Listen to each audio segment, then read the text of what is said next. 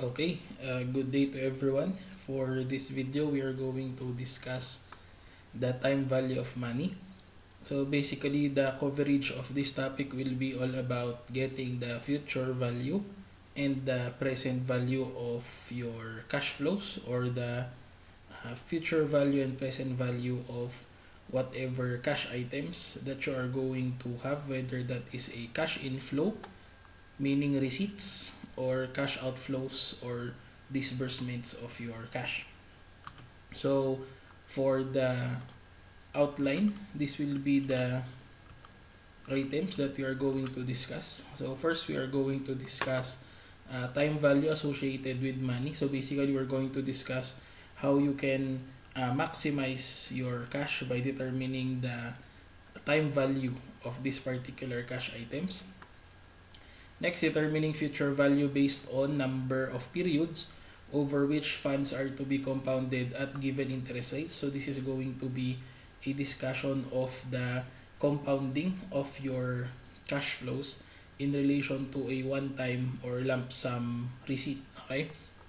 Next, present value based on current value of funds to be received. Okay, so we are going to compute the present value of your future disbursements or future receipts. So meaning, if you're going to receive money or if you're going to pay money in the future, we are going to determine how much it would be if you're going to pay it right now. Next, there will be tables for future and present values. We are not going to rely so much on the tables, but we're just going to give you an idea on how to understand the tables. And compounding or discounting occurring on a less than annual basis, meaning how are you going to compute for the present values of items that are not that are short term, meaning they are going to be less than 1 year. So let's go first to relationship to the capital outlay decision. So basically, it is, or the time value of money is important for us to be able to determine whether future benefits are sufficiently large to justify current outlays. So meaning, whether it is better or it is a more reasonable action for us to, or it is more logical for us to pay something right now or receive something right now, instead of waiting for a future period before we are going to pay or receive that amount. And it is also important because these mathematical tools, the computation of present and future values, help us in making capital allocation decisions. Actually, your present value computations and future value computations will be very important, particularly later on if you're going to compute for your cost of capital and your capital budgeting decisions. That's why it's important for us to know how to compute these items. So we go first to future value pertaining to a single amount, wherein we are going to receive the item lump sum, or meaning on a one-time basis in the future. That's why we are going to determine the future value of a cash item that we are going to receive in the future based on the current amount and based on the discount rate that is provided. So measuring the value of an amount that is allowed to grow, meaning since you are going to receive that in the future instead of right now, we're going to determine how much it will be, or how much will be the amount once once we reach that particular future period that is provided. Okay? So once the interest is computed over a period of time. So to compute or to have an example, let's assume that we have $1,000 that needs to be calculated after 4 years at a 10% interest per year. So what are we going to do? So basically, we are going to determine how much will be our $1,000 after 4 years if it is going to earn 10%, okay, in the future. Okay? So basically, this is one way for us to do that. So basically, we are just going to compute one time on a one-time basis. So that's basically for the first year until the fourth year, we're just going to get $1,000, multiply it by 1.10, because that's basically 1, meaning the principal, plus 10%, which is the interest. So we're going to do that 4 times, and we're going to determine how much is going to be the future value, okay, after 4 years. Okay, so that's basically the concept there. Okay, so with this, if you're going to do that, get 1,000 and multiply it by 1.10 4 times, you will actually get the future value. Okay, so if we're going to use our calculator, okay, so the process is the same. Basically, what you're going to do is to get 1,000, multiply it by 1.10. This is going to be the amount after 1 year, times 1.10. After 2 years, times 1.10. After 3 years, times 1.10. After 4 years. Okay? So that's basically the simplest computation that we can do. Okay?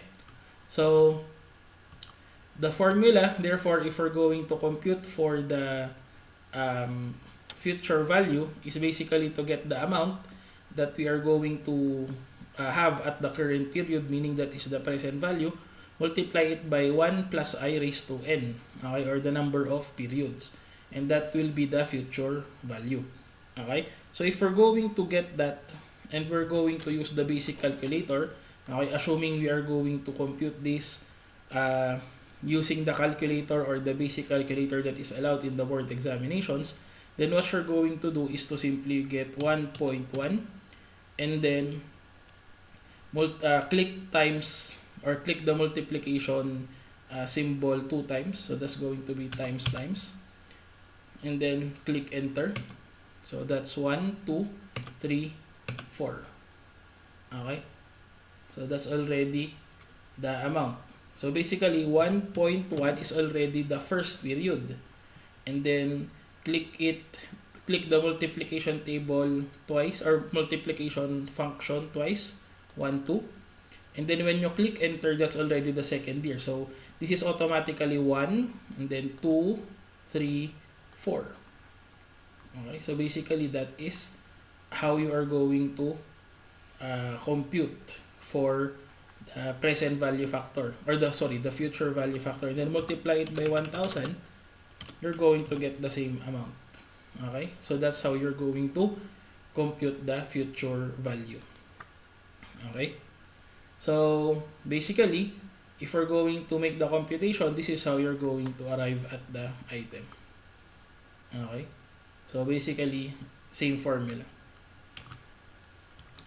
Okay, so these are certain tables that you can use as your reference, but basically you do not need to do that, or you do not need to memorize this, because basically you already know how to compute the future value factor for a single payment. Okay, so we go back to our calculator and let's just clear everything.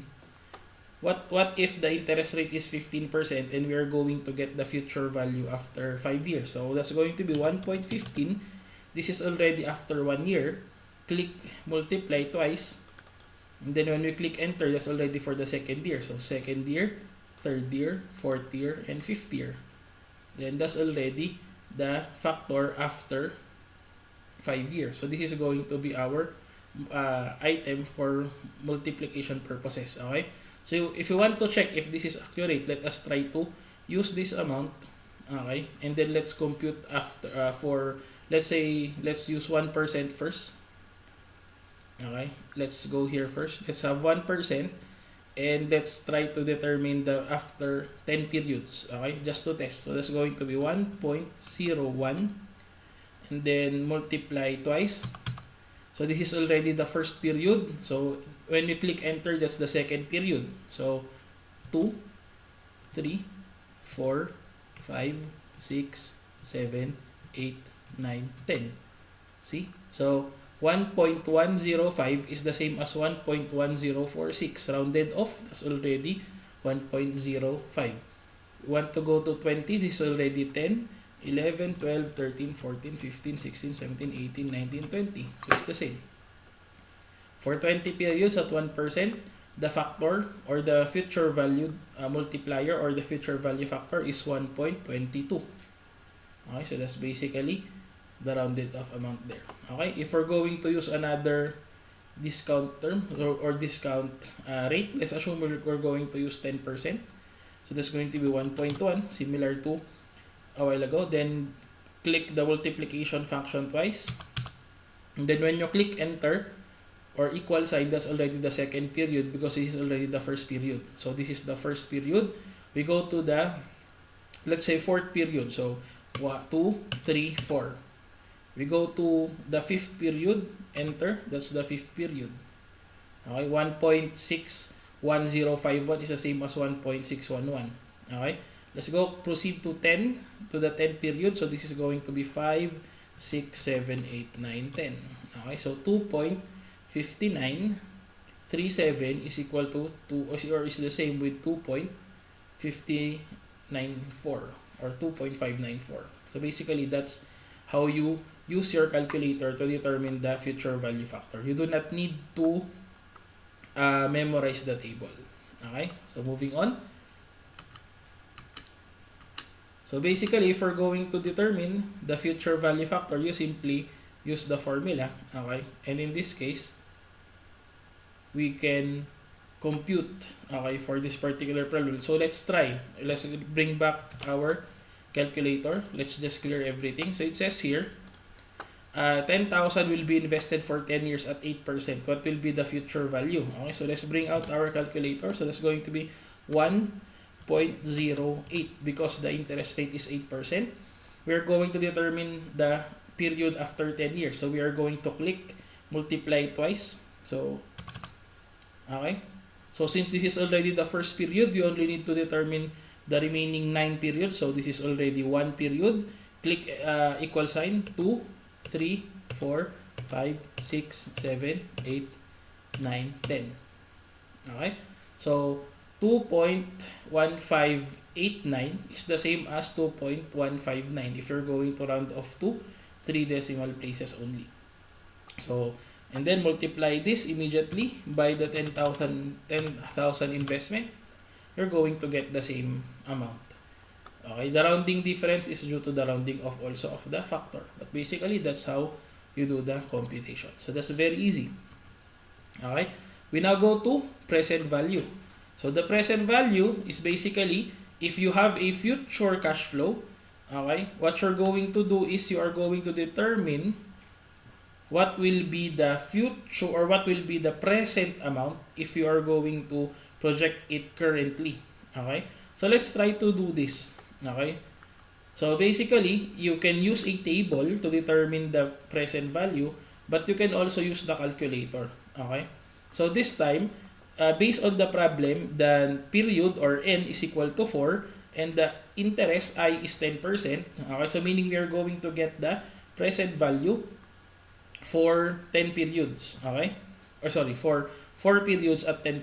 So basically what you're going to do is to get 1.1, okay, because 10% is the interest, and then click divide twice.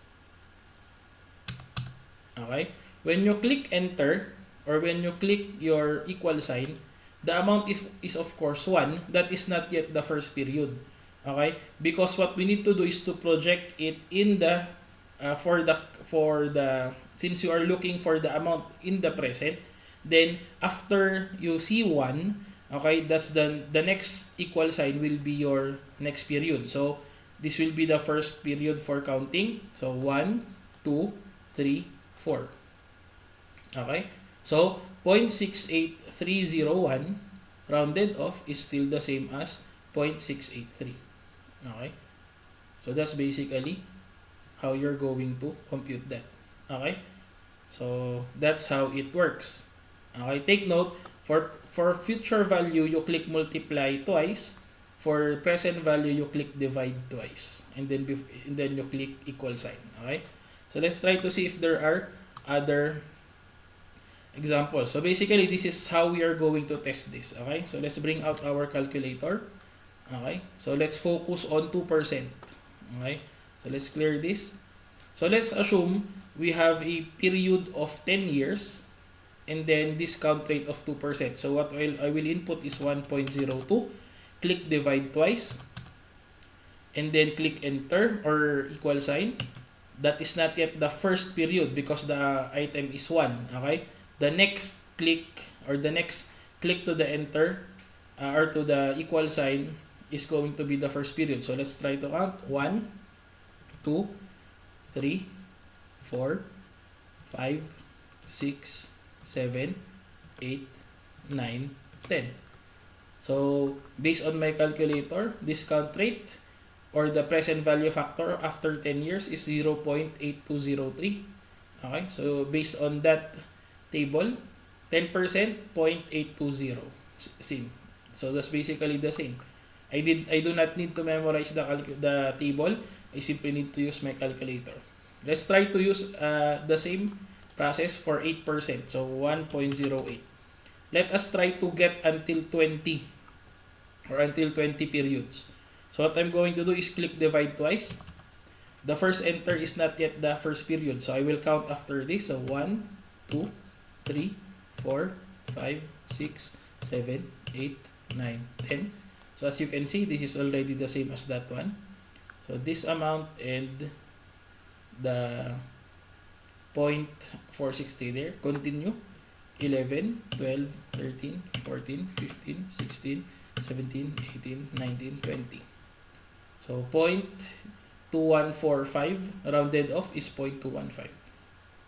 So basically that's how you do it. Okay. So again, if your calculator will immediately provide you a decimal after the first enter, then that's already the first period. But if the amount is 1 after the first enter for present value computation, then that is not yet the first period. Okay, so that is basically how you do present value. Okay, so what is the relationship between the present value and future value? So basically, this is the concept here. If you're going to look for the future value, what you need to do is to determine how much you have right now, determine the discount rate, and then project it using the discount rate that you are using. Okay, so meaning, if I have an amount right now, how much will it be after a certain period of time? Okay? If you are talking about future value, then you already have this amount in the future, and what you're trying to do is to determine how much it is if we are talking about year 0 or right now. Okay, so that's basically how they are related. Okay? So that's basically the first. Okay? Now we go to future value annuity. Okay? So what do you mean by future value annuity? Future value annuity pertains to the amount in the future considering that you are going to make payments or make receipts periodically, meaning at a certain period of time. So the difference basically is like this.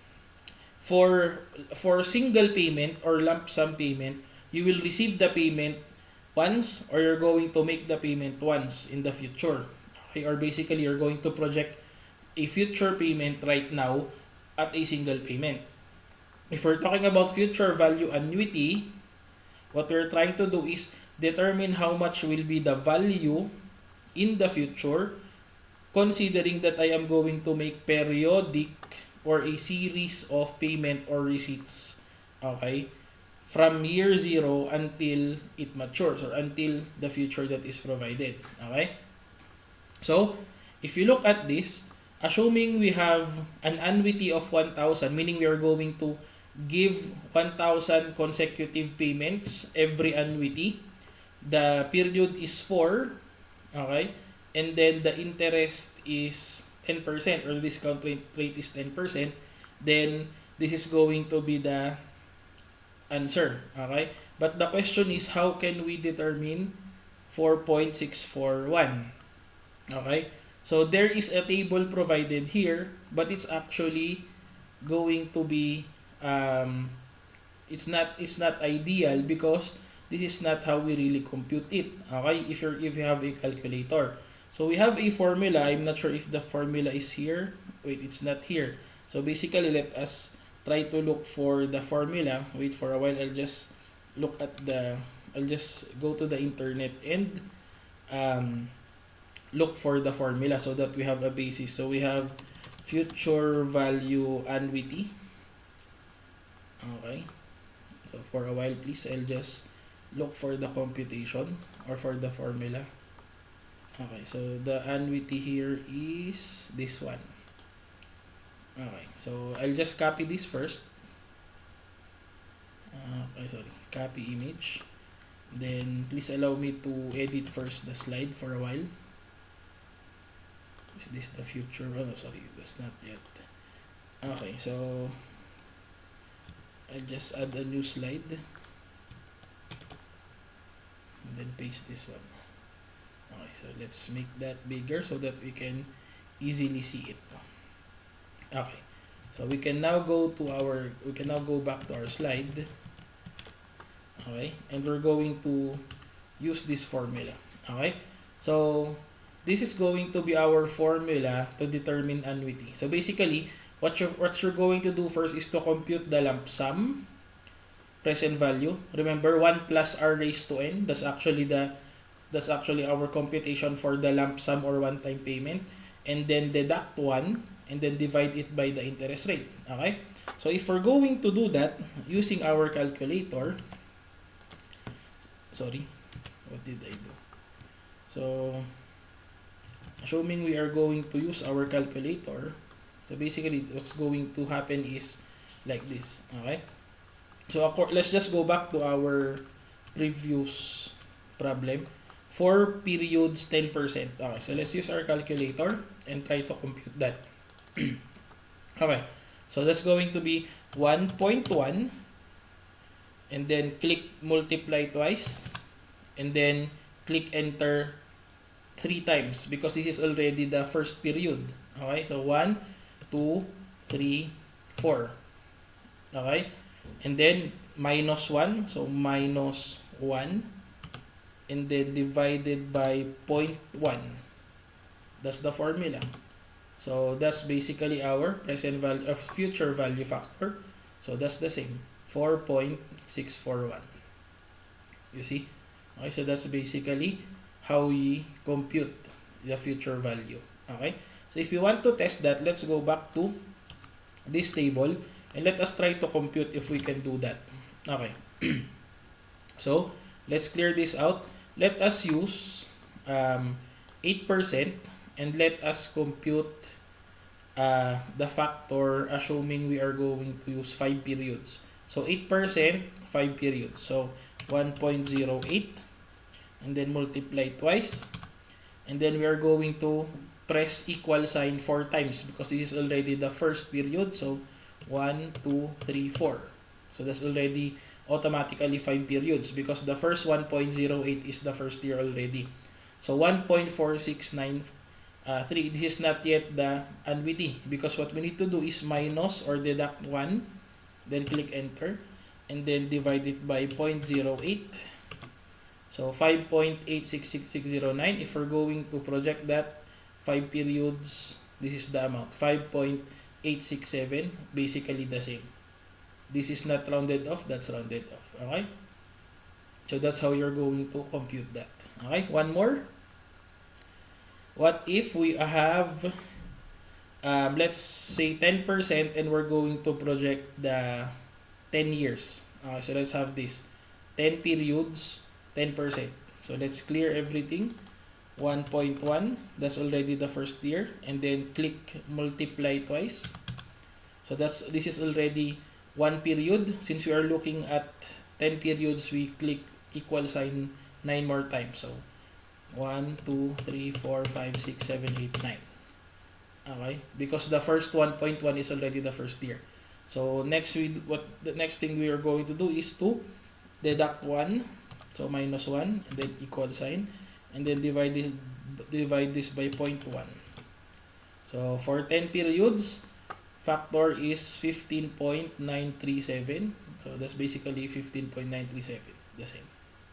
Okay, so that is how you're going to compute future value annuity. Okay, then you simply multiply it by the annuity and you're going to, or the annual or the periodic payment that you're going to make, or the periodic receipt that you will have, then that's already the total amount. Okay, so remember this formula. Okay, so the compounding process is basically like this, but this is only going to make it more complicated, so it's better if we simply follow our formula. Okay, let's now go to present value annuity. Okay, so assume this is going to be the problem. We have 4 periods, 10%, and we're looking for the present value factor. So this time, present value factor, okay, of 1,000 every year, okay, for the next 4 years. So how are we going to compute this amount? Okay, so let's go back to our calculator. We're going to have the same formula, but this time, it's not going to be multiply, it's going to be divide. So let us compute. So let's clear this. So first thing, we're going to compute the present value lump sum. So that's going to be 1.1, and then click divide twice. 4 periods. So when we click enter, that's not yet the first period because we have 1 there. So let's count 4 more. 1, 2, 3, 4. Okay. The formula is going to be 1 minus this amount. Okay. So what I'm going to do is to put this in memory first. And then I'm going to put input 1 minus memory recall. Then click enter or equal sign. Then that's already the amount. And then divide it by 0.1. So this is going to be the present value factor. The same, 3.16986, or basically 3.170. Okay? There is no formula provided, so we're just going to go back again to the internet and let's try to get the present value for presentation purposes. So where is that? This one. So 1 minus the present value factor lump sum and then divide. Okay, so I'll just copy this. Then let's go back to our presentation. I'll just put it here. Make that smaller. Oops. Sorry.